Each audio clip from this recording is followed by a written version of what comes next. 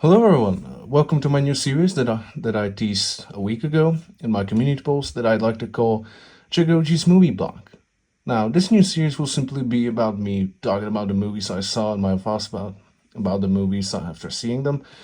I plan it to be more of a short, laid-back type of review series instead of a detailed critical analysis because it, in my opinion, fits the series better.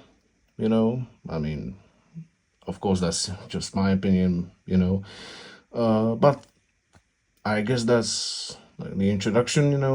I don't want to really drag this that much. So, without a further ado, let's begin with the first actual review of the series.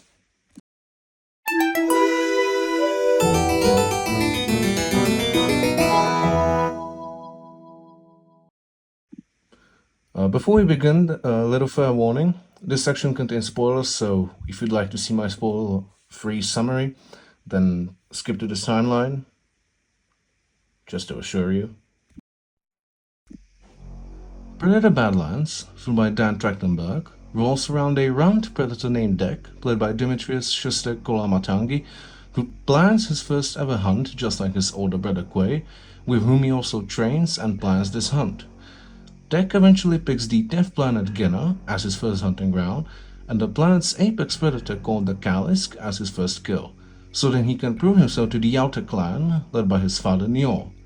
Njol, however, doesn't believe that Dek is capable of hunting down the Kalisk, and instead plans to kill him. Dek, with the help of Quay, manages to escape this culling and eventually land crashes on Ginna, where he faces the local flora and fauna until he meets a deformed Weyland-Yutani synthetic called Tia, played by Elle Fanning.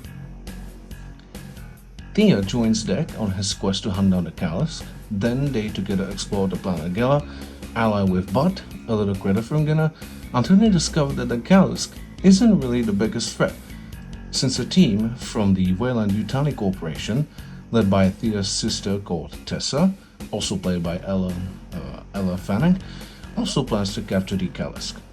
Dek, Thea, and Bud eventually defeat the Weyland-Yutani, avenge the Kalisk and Quay by killing Tessa and Njol, and Dek starts his own clan. Now, right off the bat, the story and its execution are astonishing. The plot is a breath of fresh air, and yet it sticks to the original material at the same time, expanding both the Predator and Alien franchises. What really interested me, however, was the film's message, that sometimes you can do your own things in a way nobody has done before you, which Dek over here demonstrated perfectly.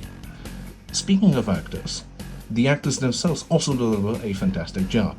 They're sympathetic, authentic, have a great chemistry both on camera and in real life. Top tier performance in my opinion. But for me, the real deal were the special effects and soundtrack.